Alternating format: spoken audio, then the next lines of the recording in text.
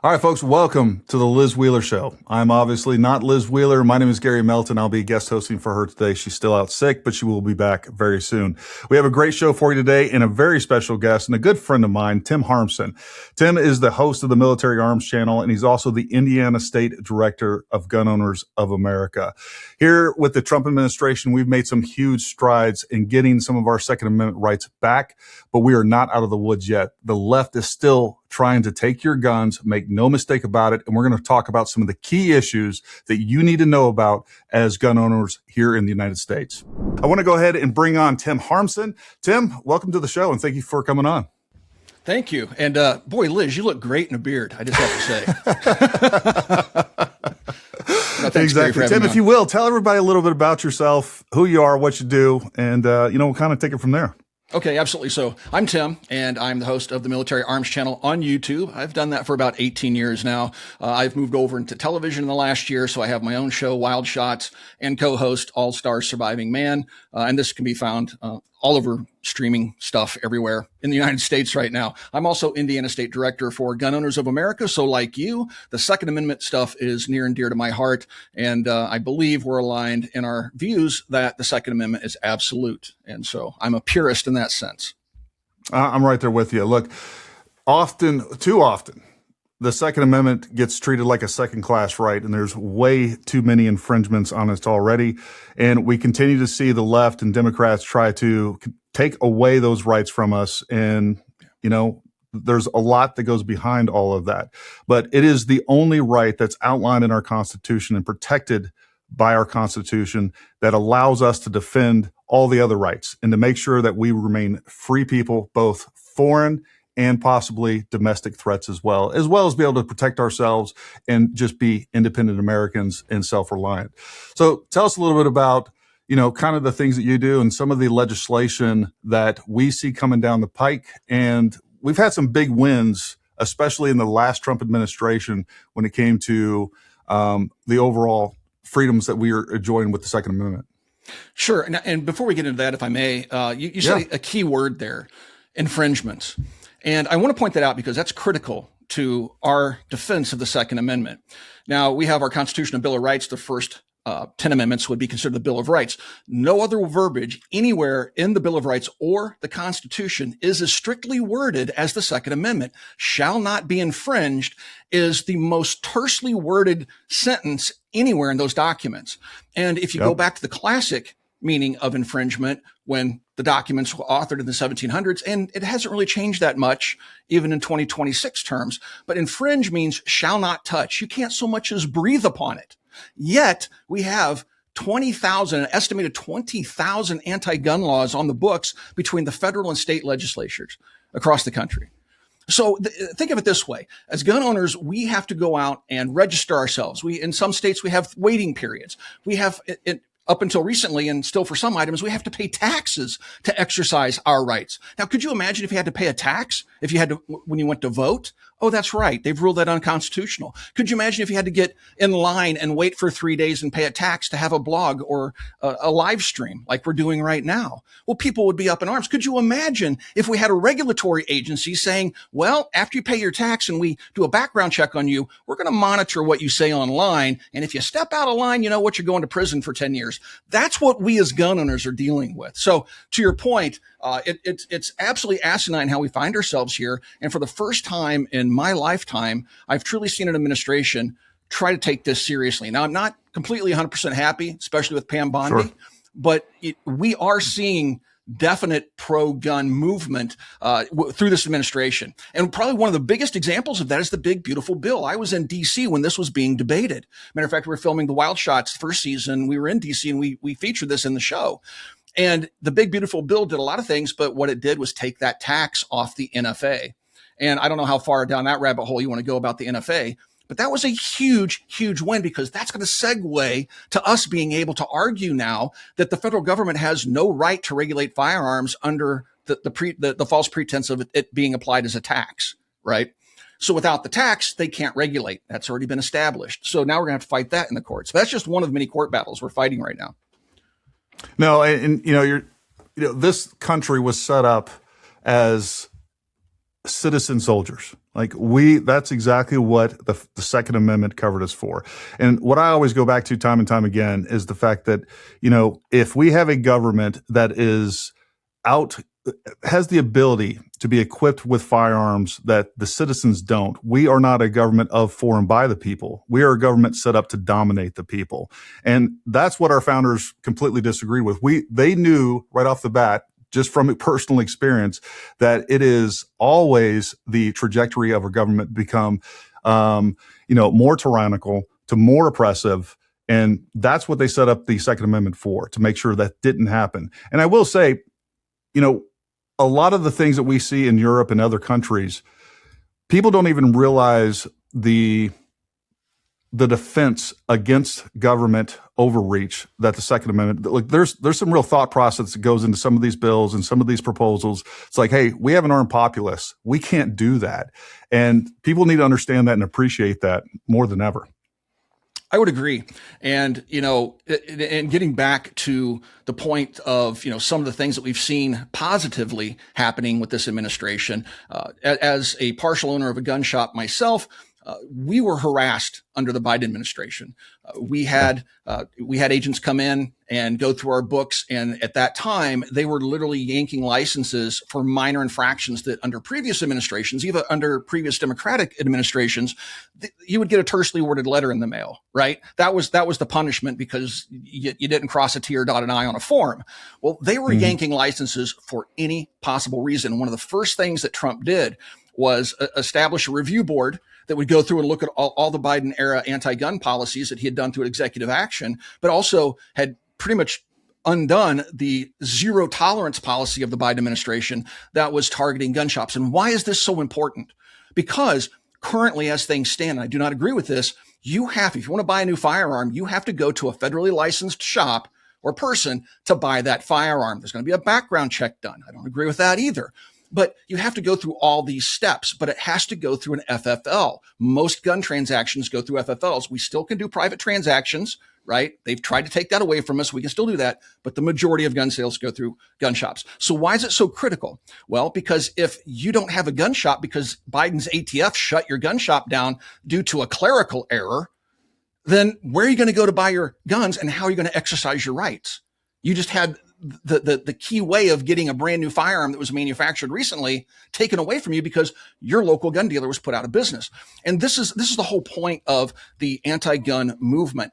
If they can't get things done legislatively, they're going to harass you to the point that you voluntarily surrender your rights, right? So if I harass you enough, I make you do enough paperwork, make you pay enough taxes, make you submit to background checks and doing things like they've done in Europe where you have to get a note from your doctor to say you're not a nut job. All this is done to harass you to the point where like, you know what? I just don't even want to deal with this. I'll go buy some mace, right? Yeah. And so that's why it's so important that we fight these initiatives because they all stack up to deny us access to our rights. Well, there's no doubt that the left is really good at the long game, right? They believe in incrementalism and they're trying to slowly erode those rights away because they can't take them all at once, but they've been very good at chiseling away little by little and also kind of getting into the public's mind of, hey, this is a dangerous thing that must be regulated and we're doing this under the guise of safety and it never works out. Some of the biggest infringements are always going to be done under the mask of safety and concern for and security for you. Right. Well, that's what they always say. It's a security thing. They try to wrap it in a public safety issue, and they don't care about public safety. And I can go through a whole bunch of different examples of why. But take a look at how they target assault weapons, a fabricated Clinton era word, right? They target them because they're easy to target. At the time in the 90s, the AR-15 wasn't nearly as popular on the civilian market as it is today in 2026. And so they sought to demonize those firearms. And so they'll go out there and they will play that long game. They'll say, we're going to go after this assault weapon because, at the time, less than 10% of the population or something like that owned one. So they thought it was low hanging fruit that they could just take it away from us. And that's what they do. They target these low hanging fruits and then they go after them like assault weapons or sniper rifles. They demonize things. But all of that is being done to deny you your rights, but also to demonize the entire gun ownership movement within the United States. And it's disheartening when they do that. but it's totally calculated. But that's why you don't see them going after. We just recently had a tragic shooting at a skating rink, but you don't see Giffords out there calling, or Everytown calling for banning of handguns. Now, had he used an AR-15, it would be all over the media. Look, the AR-15 did this. No, the AR-15 didn't do anything. It's an inanimate object. But you'll notice they don't have the political capital to go after handguns. So they're going to target assault rifles, maybe sniper rifles, 50 caliber sniper rifles, anything they can demonize. And so it's a slow, as you noted, progression, and they are playing a long game. It's very communistic in its design. Sorry, I don't want to get too far. No, you're good. Yeah, right. But just like the communists, they play a long game, right? And unfortunately, for decades, we've been on our heels, frantically fighting all these initiatives, and many times losing. But we're starting to see that tide shift. We're seeing public opinion shift. We're seeing that political tide shift to our favor. Well, we've also had a history of alleged gun right advocacy groups actually being complicit in some of this. And what I really love to see is new gun rights groups like gun owners. I really like seeing the fact that we have new groups coming out like Gun Owners of America, FPC, that are extremely aggressive, that are not ceding ground on these issues. And they're going after, they're actually, filing lawsuits left and right, and they're bringing the fight to them as opposed to us just playing defense all the time. Not only should we roll back some of these regulations, but the other thing that we really got to do is we got to start taking some of these back. We got to get rid of, in my opinion, the NFA and many of the other infringements that we've allowed to pass. We got to get those. We got to get that ground back. There's no doubt about it. Absolutely, and you bring up an important point. There are pro-right groups out there. GOA, Gun Owners of America, just hit its 50-year mark, and it's not the oldest gun rights organization by any means, but it's one of the most staunch in its 50-year history. It has never rolled over once and agreed to some backdoor deal. Other groups have, and I'm not going to name them, but you probably know who I'm talking about. So it's important that you support these groups. GOA is very strong legislatively and working in DC. They're one of the few lobby groups that actually have lobbyists on the ground every single day, going around knocking on doors, making representatives aware of the various bills that are being proposed and why it's a bad idea and how it's an infringement on our rights. But FPC is another group that's very, very active. Now, they're not in DC, lobbying as much, but they're filing lawsuits, like you said, left, right, and sideways, and they're winning, right? Yeah. So, and this is causing some consternation within the left and the anti-gun movement because they keep losing. And we've seen recently a tactical shift. I sent you an article this morning about, anti-gunners in New Mexico going, gosh, we want to ban all this stuff. But boy, it really isn't a favorable court or a favorable political wind right now. So maybe we should pull back on this and not be too aggressive, because if this goes to the SCOTUS and they shoot it down, we've just lost nationally. They're starting to become more tactical, which is scary, but it's good because we keep winning, and that's what's forcing their hand versus just running headlong into every wall, which is their past history. They just throw everything at the wall and hope something sticks. No, and part of that is we need to be better on the gun side to make sure that we're out there educating people. And one of the things that they're always trying to pass, including that New Mexico bill that got squashed, is high capacity. You and I would call them normal capacity magazines.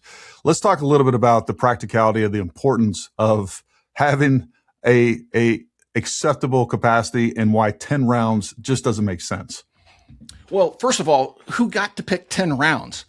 Right. Why is 10 rounds safer than 9 or 11? And how is 30 more dangerous than 20? Again, this is part of the whole demonization effort. The high capacity magazine. It's just a standard magazine. There's no such thing as a high capacity magazine, right? Even a belt fed was a high capacity belt magazine. It's silliness, but it's something that the anti-gunners can glob onto, and those folks that aren't as active in the two-way rights fight as we are perhaps are just gun owners, but it's not their lifestyle like it is for myself and perhaps you as well, right? So it's not something they're that close to. And so when somebody comes out and goes, we really shouldn't have these high capacity magazines, you'll see Bill Ruger type pro-gun people go, yeah, a 30-round magazine, let's give that up. Let's just go with 10 and let's just appease them. But the problem is you can't appease them, right? When they, and I've asked anti-gunners this many times when I'm arguing with them on social media. And I've posed this question to Giffords and Everytown and Bloomberg and all the other organizations, and not one of them will answer the question. And that question is, if you could pass just one law, if you truly believe a law is going to save lives, if you could pass just one anti-gun law and it would save everybody's lives and violence would just end magically overnight, what would that law be? It has to be all encompassing. You get all your wishes right now. What does that law look like that's going to save everybody's lives? And they won't say it. You know why? Because they want to burn the Second Amendment to the ground. And once the Second Amendment goes, so there goes the First, Fourth, Fifth, and all the others, right? And so, and that's their end goal. I don't know why. I don't know why you want to burn the entire country to the ground, but clearly, look, they're burning cities to the ground. So they don't like America, and they don't like capitalism. They happen to be the cities with the biggest gun violence problems as well. And that's the irony of all this, is the cities with the strictest gun controls is time and time again. That's where you're going to see the highest levels of gun violence every single time. Yeah, I mean, we got to quit ceding this ground. We got to quit trying to appease these people, because like you said, if they were going to be honest, what they would tell you is what we want is to be guns banned, period. And we want confiscation of all firearms in the entire United States. But they're not going to come out and say that. No, they say the exact opposite. Yeah. Yeah. They say we want reasonable restrictions. Well, what's reasonable? Yeah. Yeah. So reasonable is giving you a magazine with 3 rounds in it and, a bolt action handgun. That's what they think is reasonable. I know. And that's what's so crazy about all of this. And they'll literally say this when pressed on social media. Like, where do you stand? Are you anti-gun? Oh, no, we're not anti-gun. We just want common sense legislation. Okay, so we have 20,000 examples of common sense legislation, and it's not changed anything. So maybe we should focus on the criminal and crime prevention and stop harassing law-abiding gun owners, because 99.999% of the firearms in our private hands will never be used in a crime. So it's about people control. It's not about saving lives. It's about governmental control. It's not about saving lives. It's about getting what they want. And I think you would agree with me on this point. I will accept dangerous freedom over safe tyranny, right? I don't want to be living in a box somewhere with the government with its boot on my neck. I want to live free. And I can only do that if I have the ultimate power over my government, which is precisely why the Second Amendment was drafted. Right? It isn't about hunting. It isn't about, sport shooting or having a good time with a firearm. It is literally there to protect our country from enemies, as you noted earlier, foreign and domestic. And so a domestic enemy would be somebody within government potentially, and our founders knew that. So it is not treasonous to have this discussion. It is a safety check. Our entire Constitution and Bill of Rights and our entire republic are structured around checks and balances. And the Second Amendment is one of those checks and balances on authority. Exactly right. It's one of the measures intentionally put into the Bill of Rights to constrain the government at the last resort, if you will. But and on top of that, to defend our country as well from foreign invaders. And this is something that we saw that was expressed during World War II, that, Japanese didn't want to invade the United States because they were worried that there were going to be a rifleman behind every blade of grass. And that's exactly what would take place if somebody tried to invade this country. Yeah. So, you touched on it a little bit. Let's talk a little bit about suppressors and try to educate people on suppressors, the current regulations, how those have changed, and the benefits of suppressors. Because, the left wants you to believe the only thing that suppressors are used is by hitmen out there trying to shoot somebody, it just goes, and then they fall. First of all, they think they're Hollywood quiet, and we both know they're not. But also, the left really exposes itself sometimes, and Hillary Clinton did after the tragedy in Vegas. And immediately after that took place, she actually had the audacity to say, could you imagine if the gunman had a silencer too? Like, that would have changed nothing. It would have changed nothing. You would still hear the sonic booms of the rounds. You would still know there was a problem. You would still know there was something chaotic happening. It's not, but that's because first, she probably knows full well that a suppressor doesn't make a gun silent. And secondly, she's just taking that opportunity to stand on somebody's grave to try to push her agenda forward. And I think it's absolutely disgusting. But to your point, with suppressors and silencers, so the legal definition, because you may see this in the comments, the legal definition is silencer, but today we like to use the phrase suppressor. I use them interchangeably. There's no right verbiage there, right? So for silencers, why are they important? Well, first of all, guns are extremely loud. They're far louder than a car without an exhaust, right? And so we've learned over the decades, and this has been testing that's been done in the civilian world and in the military world, that constant exposure to gunfire can cause micro-traumatic brain injuries. If you take a look at, if they did a brain scan on me, because I've been shooting since I was a child, and I've shot everything from, 50 BMG with no suppressor to, you name it. I've shot just about every cartridge popular in America at some point in my life. And I guarantee if you scan my brain, there'd be little black specks throughout my brain.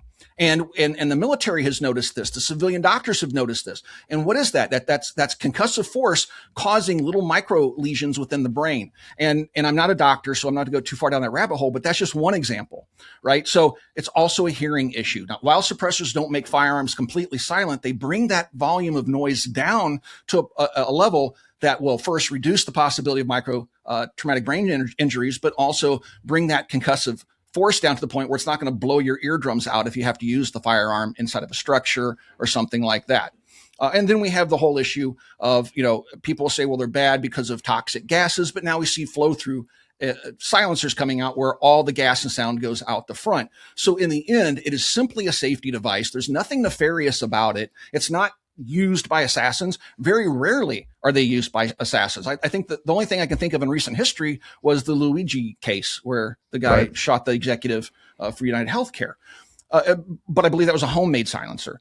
So and literally you can go to a hardware store for $20, make something to muffle a gunshot. You can put a pillow over a gun. So trying to regulate something that is as simple as a suppressor is silly. And it'd be like having to pay a $200 tax, which we don't have to do anymore at this moment, but pay a $200 tax, submit to a background check and all this other nonsense and wait 3 months or whatever to get a muffler for your car because we don't want you sneaking up to the bank before you rob it. I mean, it's just asinine, the arguments that they try to use against what's literally a safety device. But they don't care if we're deaf. They don't care if we have traumatic brain injuries. They don't even like us. So that's what we are. And, talking about the original tax stamp, for people that don't know, when you were buying a suppressor in the past, you'd have to pay $200 and then they would do an advanced background check that included your fingerprints and everything else, which they still do the background check.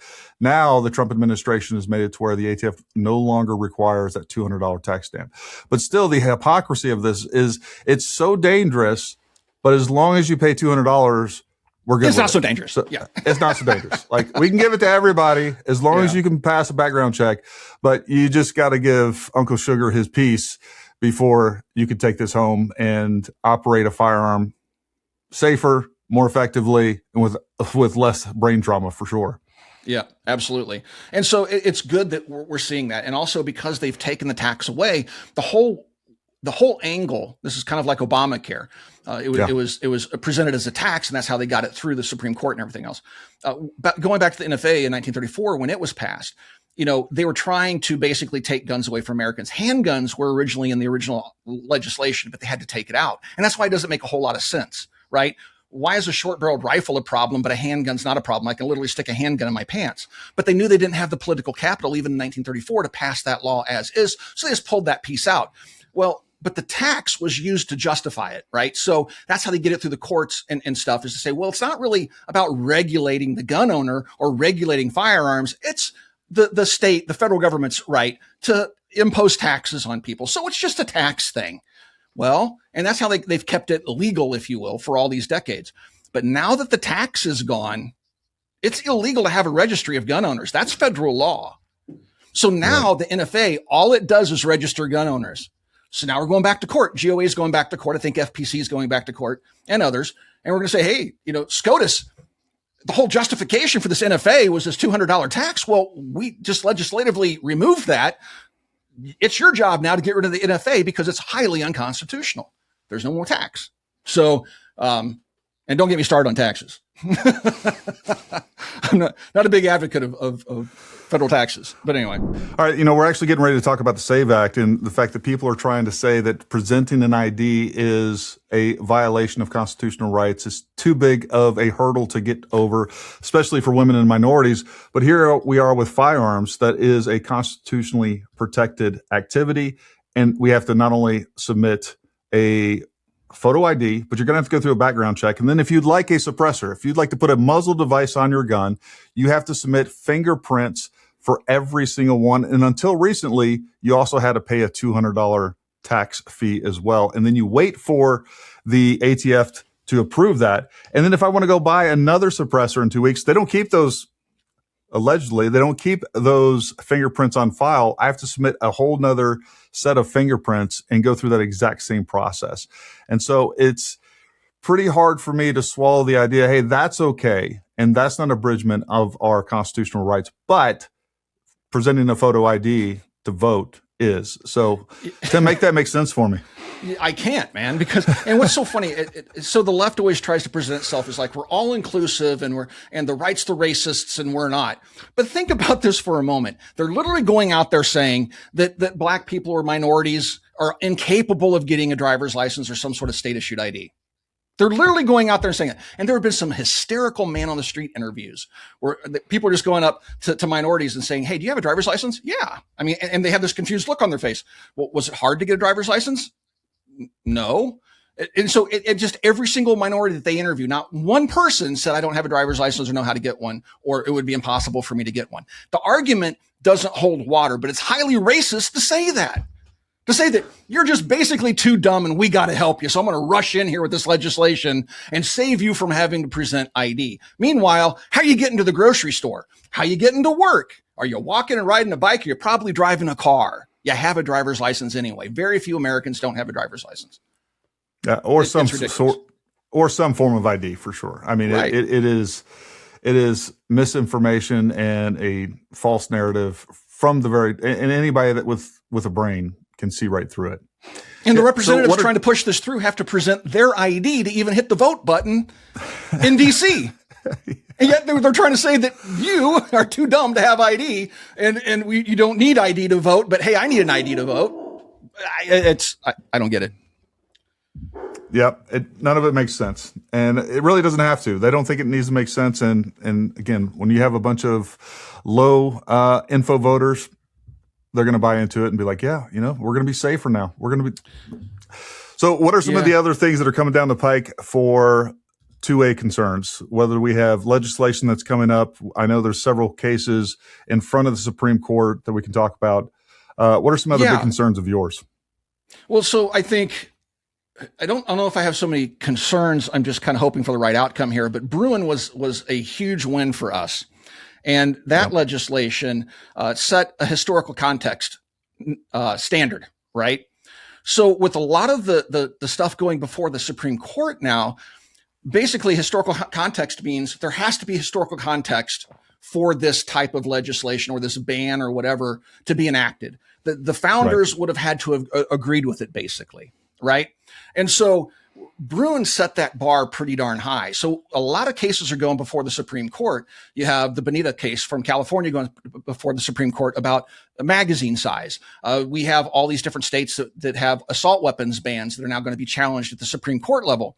And so, and keep in mind, guys, when I say assault weapon, I'm using their terminology just for the sake of clarity. I always know in the comment section, people blow up like, it's not an assault weapon. You don't know what you're talking about. I know, but I'm just saying. So we have a lot of stuff being pushed to the Supreme Court right now that's going to potentially make our lives easier. Sadly, I'm also not just a pessimist, but a realist. The fight will never end, folks. So even if we get all these pieces of legislation passed and we win all these cases in court, they're not going to stop trying to strip you of your rights, right? You're going to have to stay active and you're going to have to get into the fight, educate people, join pro-rights groups, and stay active because these fights are going to go on for the rest of your life, unfortunately. Well, we've made some huge strides when it comes to concealed carry. There's a lot more. There's a lot more states now that are actually doing, like here in West Virginia, we have the Constitution is our concealed carry permit. You can concealed, not concealed, really doesn't matter. And we've seen expanded concealed carry permits being issued all across the different states, many of which didn't until recently. Talk a little bit about that for us. Yeah. So what constitutional carry is, folks, is basically the Constitution gives us the right to be armed, right? It doesn't say you can't carry your firearm out of your house. You can't carry your firearm in your car. It doesn't say any of that. And so all these laws are unconstitutional, and the Supreme Court has upheld this. You have the McDonald case, the Heller case, and so we have plenty of precedent for it. But what we still struggle with is not every state is aligned, right? I, as an Indiana resident, we have constitutional carry too, but we also can get a permit for those states that require it, that have reciprocity with us. But if I go over into Illinois, I can become a felon very quickly, exercising the rights of my state, licensed by my state, and my rights recognized by my state, even if I don't have a license under the constitutional carry provision. But Illinois can slap me with a felony and strip me of my rights, even my right to vote. And that's not right. Under the Constitution, we're supposed to have uniformity on such things, right? Reciprocity should be nationwide. Reciprocity should be something that you shouldn't have to fear. So if we could get national constitutional carry passed, right now we have 28 or 29 states. If we get national constitutional carry passed, or if we could get national reciprocity passed, a lot of people could stay out of legal jams, both financial and even jail time, that really shouldn't be facing those types of penalties, because what they're doing is perfectly legal under the Constitution and the Second Amendment. So I think that's really important legislation. I know some folks don't want the federal government issuing IDs, or not IDs, but permits. And I would agree. I don't want the federal government giving me a permit. I just want the federal government to say, hey, look, Illinois, you honor Indiana's driver's licenses. Me as an Indiana driver can drive freely through all 50 states, and I won't get a ticket for having an out-of-state license. The same should hold true with licensing of carrying a handgun. If your state issued you a permit, you should be able to go into all 50 states. And if you're in a constitutional carry state like we are, we should be able to go into all 50 states as Indiana residents. So it's really important, because I don't think people really understand just how many people get jammed up in these situations where they inadvertently cross an imaginary line on a map. It's not clearly marked. If you're on county roads and stuff going between Indiana and Illinois, sometimes you don't even know you're in Illinois because you cross that imaginary line. And that's just, it's not right. And it's not what freedom is about. Yeah. And again, we shouldn't have to ask permission to do something that the Constitution clearly protects. I mean, it couldn't be more clear. As you said, absolutely. it's the only amendment that we have that says shall not be infringed. Let's talk a little bit about training, because as you know, I own a training company, and just like you, at gun shop, and we do a lot of long range stuff as well. But training is extremely important. That being said, I am against all of these training requirements that the government puts upon you. Number one, most of those requirements are a joke, and it's just a way to get more money out of you. And on top of that, I think the other problem that they have is because it is extremely low level training, that it's not enough. And I think I've seen some stats where like 80% of the people that do have a concealed carry don't actually carry their gun most of the time. And that's because they don't have confidence in their abilities, and they're not used to carrying that. They haven't gone through training. They haven't tried different things. One of the biggest things I talk about is the importance of having multiple holsters. Like, just like clothing, you got to have different holsters that are going to kind of accommodate different seasons, different clothing types. Those are things that you got to invest in. And the other thing that you should definitely invest in, not because you're required to, but because it's the responsible thing to do, and that is training. Yes, I would agree with that. And like you, any type of training requirement is nonsensical. That's like saying you need a literacy test before you open a blog, or you need a literacy test before you do a live stream like we're doing now. It's ridiculous. But like you said earlier, the Second Amendment and our gun rights are treated as a second class right. What would never fly under First Amendment issues, it's not so bad under, it's just guns. We don't like those gun people anyway. And so, I don't agree with any type of training requirement. But folks, and we urge folks at our gun shop, when they buy a new firearm, we urge them and we tell them where they can find local training, because it is important. Now, do I think that, I've heard people say in the Pro 2A movement, well, that person shouldn't have a gun until they get training. Really? Is it really that your position? Because that's not Pro 2A. That's pro state. That's pro boot on the neck, right? You don't need training or government approval or a stamp or a piece of paper that says we give you permission to exercise your rights. Our founders did that already.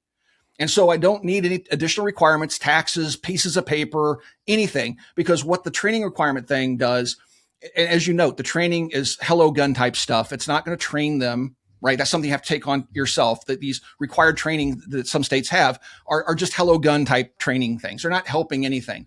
But going back to a point I made earlier in our stream, is that this is another harassment tactic, right? Yes. You want to carry a firearm? Well, you're going to have to peel off some time from work, folks, and you're going to have to go pay this money and go sit in this classroom. And if you fail, you're going to have to do it all over again, and we're going to charge you even more money. It's a harassment tactic for people to go, you know what? I just don't have the time. It's just not worth it. I'm going to go buy a can of pepper spray. It's just another barrier for entry every single time. Yep. And that's all these laws are about, is harassment and barriers to entry. Yep. And they're trying to discourage you from exercising a right. And just like you said, could you imagine if you went up to vote and it's like, no. First, you're going to have to pay some money, and then you got to do a little test here. And if you pass the test, then you can vote. That's not how it works. Yep. So you're absolutely right. And we got to get rid of this idea and go back to what our founders intended. Yeah. And, it's really important that we encourage our fellow gun owners to go out and train, because shooting is a perishable skill. And on top of that, it's building that foundation of skills and then trying to be able to do that under stress, which is why we offer progressive training, just like I'm sure you have taken your entire life. And you start going into scenarios and different situations and seeing how you perform while someone is watching you, and making sure that you're going to be able to defend yourself effectively without hurting somebody else. And there's a whole lot of other things that go into that, but definitely shouldn't be a government, state requirement or anything else. And nope. And I do want to say one thing about the 2A community. I'm very proud of the 2A community. Over the course of the last 20 years, we've seen more and more training companies pop up and more people getting the training, because there are thousands of training organizations, and they're all up and running and profitable because people are going to them. And if you go 20 years back in time, you go back into the 90s, I don't even really remember big training organizations outside of the really, really big names like Thunder Ranch and stuff like that.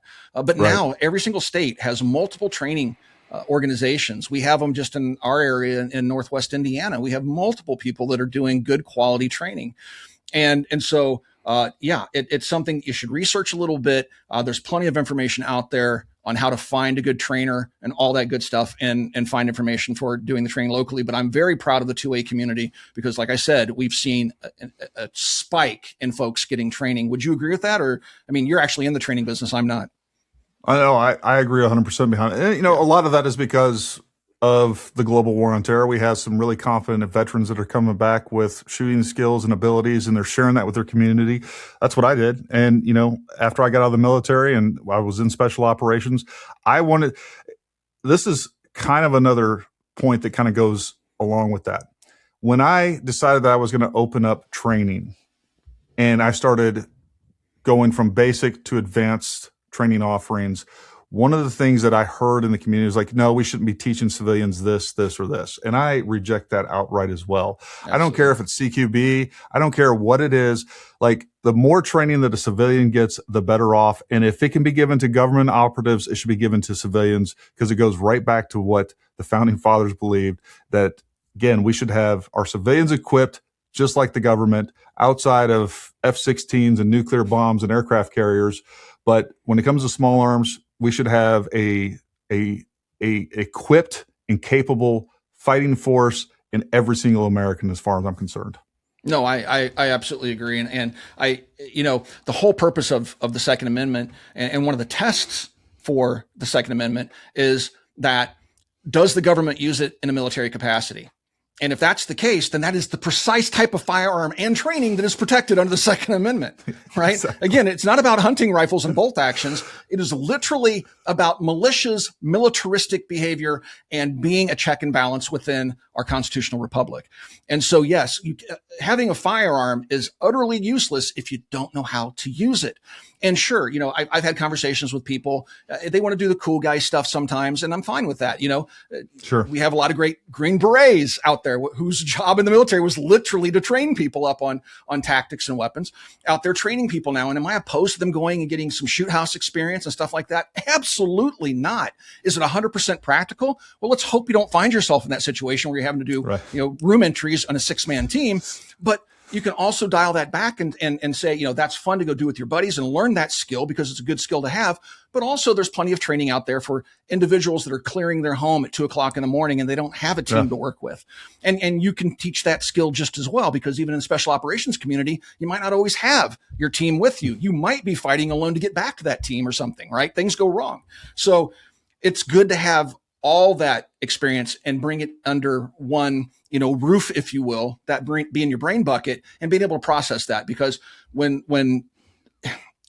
things go sideways, you'll oftentimes fall back onto what we call, muscle memory and things like that. You'll fall back to the training, right? And so that's why it's so important to take that training, because if a gun malfunctions in the middle of a gunfight, take a look at what happened with Kyle Rittenhouse. I don't know if you caught this, but when he went to the ground in his self-defense scenario, when he went to the ground, his AR-15 malfunctioned. It didn't go completely into battery. He hit that forward assist and took the next shot in the middle of the fight. Now, I was blown away by that when I saw that happen, right?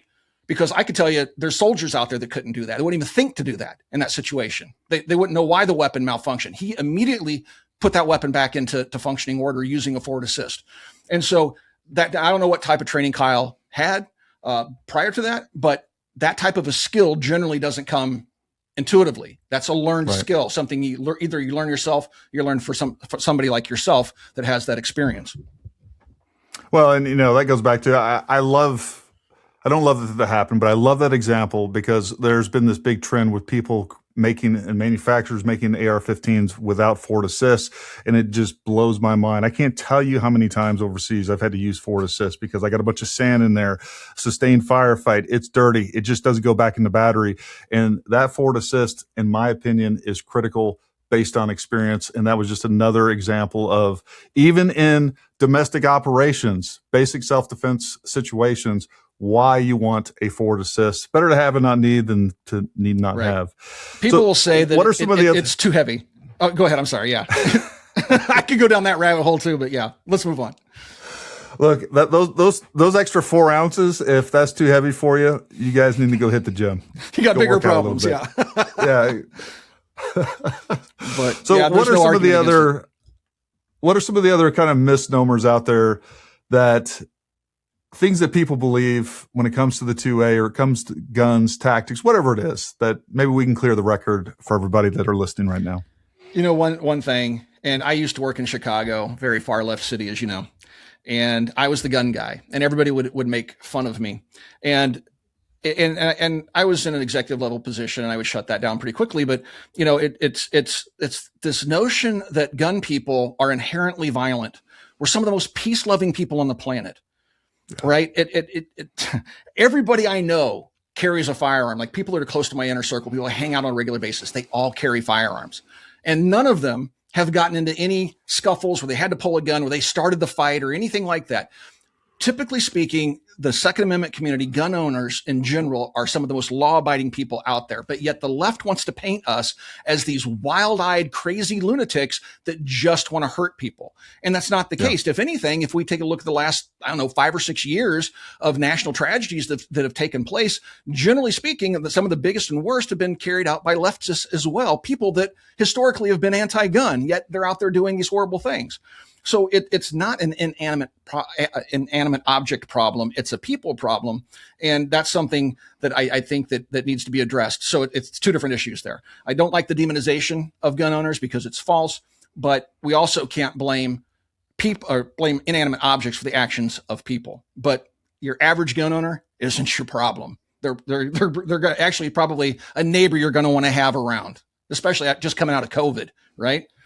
It's crazy that people didn't even see what happened there, where we had all this infrastructure being shut down and you're left to your own devices. We saw so many people that were anti-gun during that first year coming into our gun shop. We were declared an essential business. And people that were historically anti-gun, they're proud to tell us they're buying their first gun was because of COVID. They realized when government collapses or fails you, you're left to your own devices. And that's something every American should understand, that the government has no obligation to protect you. That's been held up in the courts. If you call 911, they may or may not show up. They have no legal obligation to show up. You're going to be left to deal with that problem on your own. And so there's nothing evil about gun ownership. There's nothing evil about defending yourself. That certainly seems to be the argument many times that the left will take. And it just kind of turns my stomach. No, and look, I think we all need to, as Americans, we need to be self-reliant. And the fact is that when seconds count, help is minutes away. And we need to understand that we're responsible for our family's safety. We're responsible for our own safety and security. And to me, like, I'm not going to just sit there as somebody's coming into my house, like, hey, time out. 911 is going to be here in just a few minutes. Like, you have to have the ability to react and respond to what's happening right then and there. And if you're always reliant on somebody else, especially like you said, in inclement weather and in situations where, the left is burning down cities, like, help is not coming and you're going to be left to your own devices. And hopefully you are equipped and skilled enough to be able to protect yourself and protect your family. There's no doubt about it. The other big thing that I see in media is the suppression of positive outcomes by concealed carry owners, by people that are protecting themselves, that actually have firearms. I mean, there has been multiple active shooting events that have been stopped by civilians carrying firearms. People have estimated over 100,000 people a year are saved by civilians owning firearms, whether that's responding to a threat, whatever we got going on. But all of those stories are constantly suppressed. And that is clearly strategic to begin with. Yeah, I would agree. They do suppress those stories. They only want to tell you the negative because negativity sells in the media. That's how they make their money. But the downside is it negatively affects our rights, right? But it's unfortunate that I don't understand where the anti-gunners are coming from. I don't understand what they're trying to accomplish, because if you take a look at our country as a whole and why our country even exists. We were fleeing tyranny, right? Our original founders came from Europe and they were fleeing that tyranny, the tyranny of a king, where they could be put to death for simply hunting the king's deer. And they came here to separate themselves from that and recognize the fact that we have our own sovereignty. We have God-given rights. We are born with the right to live free. And that was the very foundation of our country. Yet in 2026, we have half the population out there wanting more laws passed, more restrictions passed, more taxes passed. And with every bill that passes, it's another right infringed. I'll never forget when I was a younger man, I went to DC with my mom. We went to go just do a little family vacation. And at the time, Bob Dole was our representative from Kansas. No, they weren't in session, but I got to go into his office. And I'll never forget looking at the wall. And his office wall was lined with all these bills that he had either written himself, sponsored, or co-sponsored. Okay. And they just wrapped around his office. And it dawned on me then. And I remember saying this to my mom, it's like, Mom, I'm not impressed by this. I'd be more impressed if every one of these, framed documents represented a law repealed, because that's how we get our freedoms back. We have a library. I can't remember how many hundreds of thousands of square feet it is in DC that houses all the laws that the government has passed over the last 250 some years. It's insane. We've legislated ourselves into, we're not free. I mean, I'll just come out and say it. We don't live in a free country anymore. We have more freedoms than other countries. But then you take a look at gun rights in particular. People don't understand in Switzerland, you can own firearms. You can own firearms in France, right? But they heavily restrict who can get them and who has access to them. But presumably less free nations in Europe, like Switzerland, presumably less free, the Czech Republic, they don't regulate suppressors. They see them for what they are. But in the land of the free and the home of the brave, you can't be trusted with that, because you're going to go from 138 decibels down to 127, and we can't trust you with that. So it's aggravating to say the least. I just don't know how we got here, because you would think, if the public school system was doing its job, people would appreciate what those who came before us did, the sacrifices they made to give us the freedoms we have. And we wouldn't be so willing just to sign them over to the first politician that stands up and goes, hey, I'm in the party you happen to support, and we should ban all this. Well, yeah, because our politics have literally been distilled down to a team sport, right? Who has the R and who has the D? Don't really care so much about the policy. I'm just on that team. You know, it's like supporting the Chicago Bears for the longest time, or the Cubs. They didn't win, but they still had their loyal following for decades while they were losing. You know, it's like, it's a team sport. We don't care what the policy is. We don't care how bad the politician is. We just got to win this election. And that's what our country has come down to. And the two-party system's killing us. I could go down that rabbit hole too. We'll have to bring you on for that's another show. Well, Tim, number one, you're a great advocate for the 2A community. We appreciate you coming on for sure. Any final words for the people watching out there? What they need to know about the Second Amendment before I let you go? Yeah, absolutely. First of all, thank you for having me on the show. And yeah, folks, I think probably the most important thing I can ask you to do right now is to take a look at Gun Owners of America, take a look at Firearms Policy Coalition. And even though I'm the state director for GOA, I understand there are other rights groups out there doing good work. Please support them. GOA doesn't pay me. I volunteer my time. I pay them every month, right? So I'm on a monthly payment plan to them. I'm constantly putting money in their coffers. Please do it. The amount of money that you spend, if every day you just took the money that you would spend on a cup of coffee and donate it to FPC, GOA, and other rights organizations, you can make a huge difference, because all of these lawsuits are highly expensive. Having a lobbyist in DC is very expensive, and it's the absolute minimum you can do. And I would also urge you to get very active at the state level, because we tend to focus at the federal level. We also need to focus at the state level, just like the anti-gunners are doing right now. They realize they're being frustrated at the federal level. Now they're moving to the states to try to get these anti-gun laws passed. We also have to be very active in our states. So I'll leave you guys with that. Please get actively involved. If you own a gun, you have an obligation to be involved in the fight to maintain our freedoms. That's right. And if you don't own a gun, go get one. Yeah. You can go to ParamountTactical.com.